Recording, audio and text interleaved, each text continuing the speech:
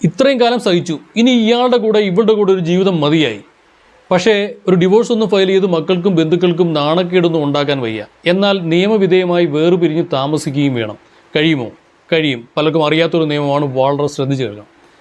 Hindu marriage act section 10 പ്രകാരവും special marriage act section 23 പ്രകാരവും Indian divorce act section 22 പ്രകാരവും നിയമപരമായി വിവാഹബന്ധം വേർപെടുത്താതെ തന്നെ ജുഡീഷ്യൽ സെപ്പറേഷൻ, അതായത് നിയമവിധേയമായി വേർപിരിഞ്ഞ് താമസിക്കാനുള്ളൊരു ഉത്തരവ് കോടതി വഴി നമുക്ക് സമ്പാദിക്കാൻ കഴിയും.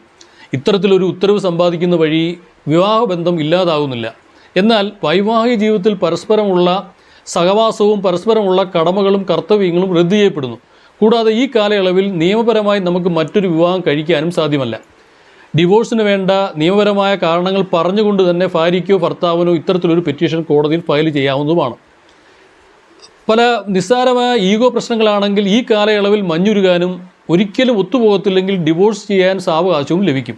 കൂടാതെ ഏതെങ്കിലും ഒരു കക്ഷിയുടെ ന്യായമായ ആവശ്യപ്രകാരം അപേക്ഷ പ്രകാരം കോടതിക്ക് ഈ ഉത്തരവ് റദ്ദ് ചെയ്യാനും കഴിയും. മതപരവും അല്ലെങ്കിൽ വ്യക്തിപരവും മറ്റു പല കാരണങ്ങൾ കൊണ്ടും ഡിവോഴ്സിന് വിമുഖതയുള്ളവർക്ക് ജുഡീഷ്യൽ സെപ്പറേഷൻ ഒരു ആശ്രയവുമാണ്.